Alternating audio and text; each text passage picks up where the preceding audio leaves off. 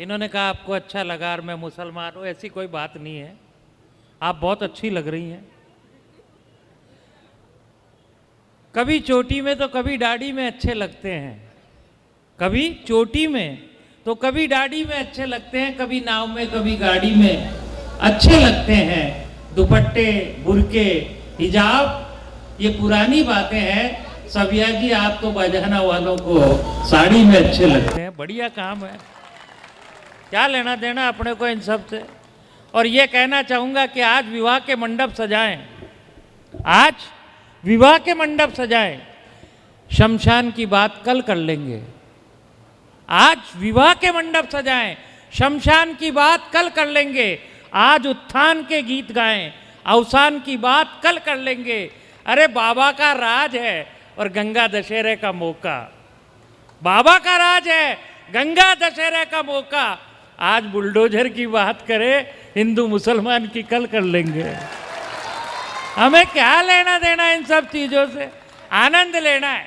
आइए पहली गेंद फेंकता हूं, कैरम बोल, जिसका नाम होता है सूरत अजनबी। आप बस पूरा साथ देना, गेंद हमारी, बल्ला आपका। मेरी गेंद कमजोर नहीं रहेगी, मैं वादा कर रहा हूं, लेकिन तालियों की वेटिंग में आप कमजोर मत रहना। हर गेंद बाउंड्री के बाहर जानी चाहिए। बाजना ऐसा बजे कि आज का बाजने का बजता हुआ छक्का लखनऊ तक जाए। जोरदार तालियों से स्वागत करें भाई सूरत अजनबी। माँ सरस्वती का वंदन करता हूँ और सारथी परिवार के विशेष धन्यवाद के साथ साथ आप सभी पधारे श्रोताओं को मेरा सादर प्रणाम। अब सही है, बहुत बढ़िया कार्यक्रम स्टार्ट हुआ है। 7 बजे का टाइम दिया था, 10:30 बज गई। मैंने मुफतलाल जी से 3 बार पूछ लिया, भाई साहब होगा तो सही ना। मैंने 3 बार पूछ लिया कि भाई साहब होगा तो सही ना। ये बोले होगा। मुफतलाल नहीं, मफतलाल। सर मैं मुफ्त में आया हूँ इसलिए मुफतलाल बोल रहा हूँ सर। क्या बात है? ये बोले यहाँ पर सुनने वाले धीरे धीरे आते हैं, कोई बात नहीं, हमें कह देते हम 1 दिन बाद आ जाते। हम वहाँ पे आए तो एक एक दुपट्टा गले में वहाँ पे चढ़ा दिया, फिर स्टेज पे आए तो एक एक दुपट्टा यहाँ पे चढ़ा दिया। तो सारे कवियों को दुपट्टा चढ़ा रहे थे, 2-2 3-3। तो मुझे ऐसा लग रहा था जैसे कवियों का स्वागत नहीं, भाई साहब कवियों को श्रद्धांजलि दी जा रही हो। सबसे पहले पीछे बैठे इन नाटो देशों ने, सबसे पहले पीछे बैठे इन नाटो देशों ने मुझे ही आगे कर दिया है। तो आप यकीन मानिए इस समय मेरी स्थिति बिल्कुल यूक्रेन जैसी हो रखी है। लेकिन पीछे बैठे इन नाटो देशों से मैं 4 पंक्तियां कहना चाहता हूं, और वो 4 पंक्तियां आपके दिल तक पहुंच जाए तो एक एक व्यक्ति ताली बजाकर मुझे इस कवि सम्मेलन को शुरू करने की इजाज़त दे देना। सबसे पहले इन्होंने मुझे आगे किया है तो मैं इनको क्या कहना चाहता हूँ सर, कि भारत सरकार जैसा फंडा रखता हूँ, भारत सरकार जैसा फंडा रखता हूँ, गुट निरपेक्ष कर दिमाग को ठंडा रखता हूँ, न जाने कौन से देश में कहाँ उलझ जाऊँ, मैं तो परमानेंट जेब में तिरंगा झंडा रखता हूँ। वाह वाह वाह वाह वाह, क्या बात है, जिंदाबाद सूरत। मैं आप लोगों को थोड़ी देर हंसाऊंगा। वैसे आप लोगों को हंसाने के लिए मंच पर देश के बड़े बड़े प्रख्यात, विख्यात और कुछ खुख्यात कवि आए हुए हैं। इन कवियों में मेरे में भाई साहब सिर्फ इतना सा फर्क है, ये सारे कवि सर्जन के कवि हैं, अपन विसर्जन के कवि हैं। हाय हाय।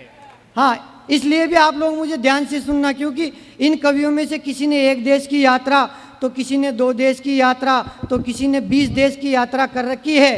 पर आपको ये जानकर बड़ा आश्चर्य होगा कि मैंने मात्र 27 साल की उम्र में 40 देशों की यात्रा करने की सोच रखी है।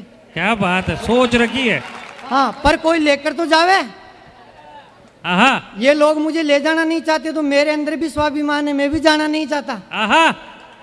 मैं तो यहीं रहकर आप लोगों को थोड़ी देर हंसाऊंगा और एक भी बात टेंशन की नहीं करूंगा। टेंशन की इसलिए नहीं करूंगा क्योंकि भी एक कवि सम्मेलन में भाई साहब एक कवि मंच पर आया, उसने जोश जोश में गाया, नशे की लत को मिटा दो, नशे की लत को मिटा दो। एक शराबी खड़ा होकर बोला रे इस कवि को ही मिटा दो। वाह वाह वाह वाह वाह वाह। इसलिए मैं तो ऐसी कोई बात, और पाकिस्तान पर तो मैं एक भी टिप्पणी नहीं करूंगा भाई साहब। ऐसे देश पर क्या टिप्पणी करूं जिस देश का प्रधानमंत्री भारत को जंग की धमकी देकर पाकिस्तान की जनता से कहता है आप धमकी को सीरियसली नहीं ले। इसलिए मैं ऐसी कोई बात करूं, और वीर रस की तो मैं एक लाइन भी नहीं बोलूंगा सर।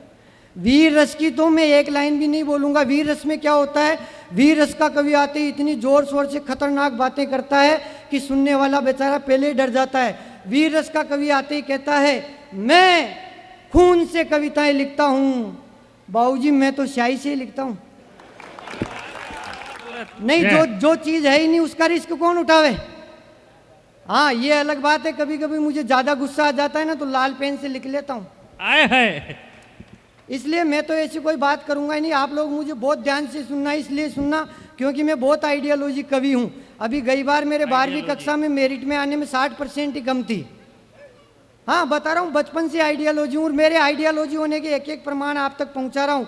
और प्रमाण आपके दिल तक पहुँच जाए ना तो एक एक व्यक्ति ताली बजाकर बस इस कवि सम्मेलन का मजा लेना।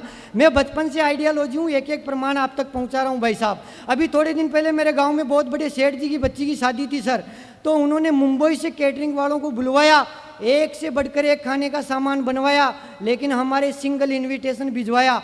अब मम्मी बोले मैं जिम ने जाऊँ, पिताजी बोले मैं जिम ने जाऊँ, भाई बोले मैं जिम ने जाऊँ। मैंने कहा रे लड़ो मत, मेरा तरीका अपनाओ, एक एक जाकर जिम आओ। क्या बात है, वाह वाह वाह वाह वाह। हाँ बचपन से आइडियोलॉजी हूँ। एक दिन विज्ञान के गुरुजी ने भाई साहब बाल्टी मंगवाई, उसमें रासायनिक पदार्थ डाले, अपनी जेब से 10 का सिक्का निकाला, बाल्टी में डाला और सारे बच्चों से पूछा बताओ बच्चों ये सिक्का सही रहेगा या गलेगा। मैंने कहा सर ये सिक्का सही रहेगा। सर बोले वेरी गुड, तुझे कैसे पता। मैंने कहा सर अगर ये सिक्का गलता तो आपकी जेब से नहीं निकलता। वाह वाह वाह वाह वाह वाह वाह सूरत। इसलिए आनंद और मस्ती के साथ सुनना। मैं तो भाई साहब किसी को गलत सलाह भी नहीं देता। अभी 4 दिन पहले एक पड़ोसी आकर बोला सूरत भाई आपकी मोटरसाइकिल लेकर चलो, मुझे गेहूं पिसवाने चलना है। मैंने कहा रे तू किसी और की ले जा, कि नहीं नहीं आपकी मोटरसाइकिल लेकर चलो। भाई साहब मैंने अपनी मोटरसाइकिल निकाली, उसने अपने गेहूं का कट्टा निकाला, मैं मोटरसाइकिल पे बैठा, उसने गेहूं का कट्टा रखकर बैठ कर मुझसे कहा सूरत भाई दौड़ाओ। मैंने कहा पहले नीचे उतर कर धक्का तो लगाओ। भाई साहब उसने धक्का लगाया, मजे तो अब लेना। उसने धक्का लगाया, गाड़ी स्टार्ट नहीं हुई। उसने फिर जोर से धक्का लगाया, गाड़ी स्टार्ट नहीं हुई। अंत में उसने पूरा जोर लगाकर धक्का लगाया और गाड़ी स्टार्ट, परंतु गाड़ी स्टार्ट होते ही उसकी खोपड़ी गच्चा खा गई, क्योंकि गाड़ी स्टार्ट होते ही चक्की आ गई। वाह क्या बात है। चक्की आते ही मैंने कहा भाई साहब बंद कर दूं। हाय हाय बंद करने का जवाब नहीं। चक्की आते मैंने कहा भाई साहब बंद कर दूं जब तक आपके गेहूं पिसेंगे। वो हाथ जोड़कर वो बोला भाई साहब लेकिन वापिस इधर से नहीं चलेंगे, मैं फिर धक्का लगाऊंगा, गाड़ी स्टार्ट होएगी, मेरा घर आ जाएगा।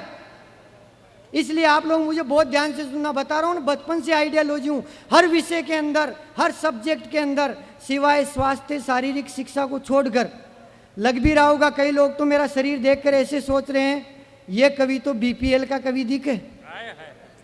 कई लोग सोच रहे हैं ये तो राजस्थान से पैदल ही आया दिखे। अच्छा अगली बात पर तो सबको ताली बजानी पड़ेगी। ये महिलाएं तो सोच रही है इस कवि को 2 बूंद नहीं पोलियो की पूरी शीशी पिलानी पड़ेगी। हाय हाय